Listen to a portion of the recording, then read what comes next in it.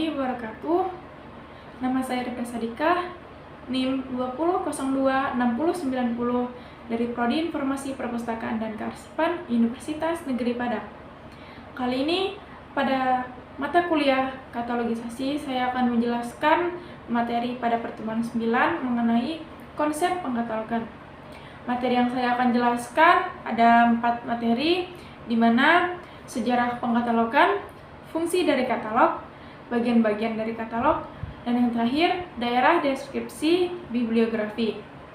Yang pertama, sejarah pengkatalogan.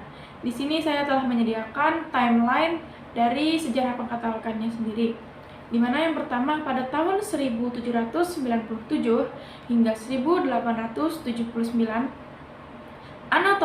Antonio Panizzi dari British Museum menyusun Rules for Completion of Catalog yang populer dengan istilah 91 rules-nya. Lalu pada tahun 1837 hingga 1903, Charles Carter menyusun Rules for a Dictionary Catalog. Jadi Charles Carter ini menyusun sebuah aturan dari katalog dictionary-nya ini.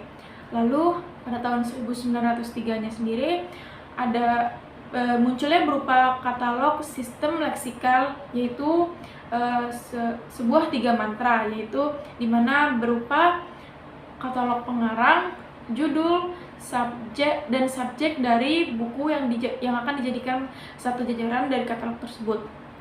Lalu pada tahun 1903 lagi terdapat sebuah kongres perpustakaan yang membuat sebuah printan kartu yang berisi dari peraturan-peraturan tersebut. Lalu pada tahun 1908, 1941, 1949, Perpustakaan Amerika membuat sebuah peraturan asosiasi. Lalu pada 1949, Kongres Perpustakaan membuat peraturan deskriptif untuk katalognya sendiri. Lalu pada tahun 1967, LAA dan Librarian Association dari negara Inggris, yaitu Anglo-American Catalog Rules atau AASRCR yang pertama itu disetujui oleh 53 negara dan standarisasinya itu telah sesuai dengan data bibliografi internasionalnya. Lalu pada tahun 1988, Anglo-American Catalog Rules edisi 2, yaitu revisi AACR nomor yang pertama. Itu dimana Amerika membuat peraturan katalog itu ya pada edisi keduanya, atau bisa dikatakan sebagai yang pembaharuan dari peraturan katalog yang pertama. Lalu pada tahun 2005 sampai 2002 hingga 2005-nya dibuatnya sebuah revisi dan seperti updatean dari peraturan tersebut. Lalu tahun 2010 diadakannya implementasi dari Research, Description, and Access. Jadi pencarian dan akses deskripsi itu diimplementasikan. Lalu yang kedua ada fungsi katalog. Fungsi katalog di sini saya hanya menemukan 5 fungsi, di mana sebagai wakil ringkas dari dokumen dan bahan tersebut, jadi bisa sebagai wakil kayak sebuah ringkasan dari informasi atau buku tersebut. Jadi dapat kita lihat dari katalog ini. Lalu sebagai sarana untuk temu kembali, di mana dalam penemuan kembali arsip, buku ataupun bahan pustaka lainnya, itu kita membutuhkan informasi yang dimana informasi tersebut terdapat pada katalog ini. Lalu memberikan informasi tentang ada atau tidaknya buku atau informasi tersebut. Lalu membedakan suatu karya yang satu dengan yang lainnya. Lalu yang terakhir, memudahkan pemustaka menemukan informasi dengan menggunakan data atau isi dari katalog tersebut, dimana seperti menggunakan pengarangnya, judulnya, subjeknya, atau nomor serinya, atau yang lainnya. Lalu ada bagian-bagian dari katalog. Bagian-bagian dari katalog sendiri ada yang pertama nama pengarang atau sering kita anggap sebagai pengarang atau penulis dari buku tersebut. Lalu ada judul buku tentunya, lalu ada judul tambahan buku jika buku tersebut memiliki judul tambahan.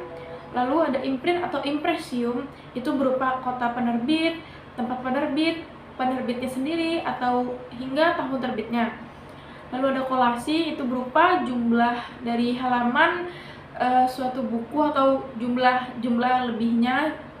Misalnya seperti jumlah isi dari buku tersebut ada 100, namun di luar dari halaman tersebut terdapat halaman lain. Nah, itu disebut dengan kolasi, yaitu jumlah dari halaman keterangan lain, dan terdapat juga ukuran buku. Lalu ada nomor seri. Nomor seri ini tidak semua buku memiliki, karena hanya beberapa buku atau sebagian buku saja yang memiliki nomor seri. Lalu anotasi. Nah, anotasi ini berupa catatan. Lalu ada tanda buku atau call number, itu sebuah kode yang sering digunakan pada perpustakaan atau pada tempat penyimpanan katalog, itu untuk perpustakaan sebagai bahan pustaka sendiri. Yang terakhir ada daerah deskripsi bibliografi. Di sini daerah deskripsi bibliografi itu ada 8 daerah.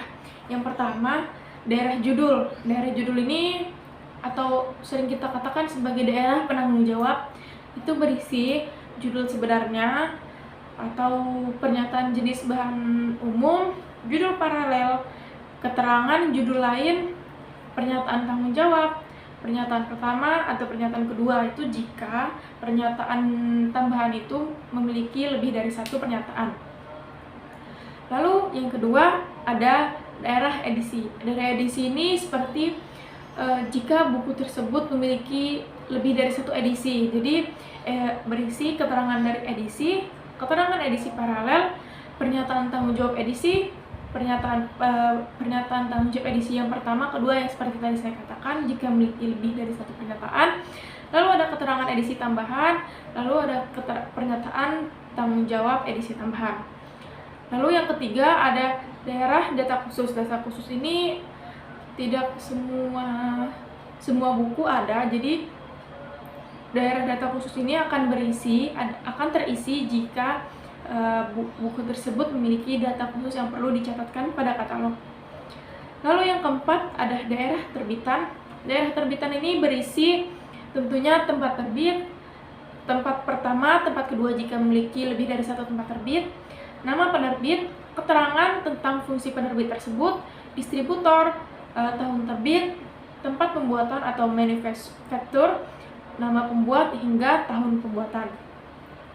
Lalu yang kelima ada daerah deskripsi fisik. Jadi daerah deskripsi fisik ini biasanya yang menjelaskan mengenai isi dari jumlah halaman, jumlah buku tersebut, jumlah dari edisinya, atau data fisik lain, atau berupa ukuran berapa kali berapa, atau berupa keterangan dari bahan terlampir tersebut. Lalu yang keenam ada daerah seri. Daerah seri ini sebenarnya itu seperti daerah yang jika buku tersebut memiliki seri seperti yang saya katakan, itu berisi judul seri sebenarnya, judul paralel seri, keterangan judul seri tambahan, nomor seri, judul subseri, judul paralel subseri, keterangan judul subseri tambahan, keterangan judul seri tambahan, hingga nomor subseri. Yang ketujuh ada daerah catatan. Daerah catatan ini sama seperti daerah khusus tadi. Daerah catatan ini akan terisi jika buku tersebut memiliki informasi atau sesuatu yang perlu dicatat, yang dianggap penting untuk disimpan dalam katalog daftar katalog ini. Lalu yang terakhir ada daerah nomor standar. Daerah nomor standar ini biasanya berisi nomor standar tentunya, lalu ada judul kunci, syarat-syarat dan harga dari buku tersebut, hingga keterangan tambahan. Sekian dari saya mengenai konsep katalog. Jika ada salah kata atau ada salah informasi, saya mohon maaf. Wabillahi taufiq wal hidayah. Wassalamualaikum warahmatullahi wabarakatuh.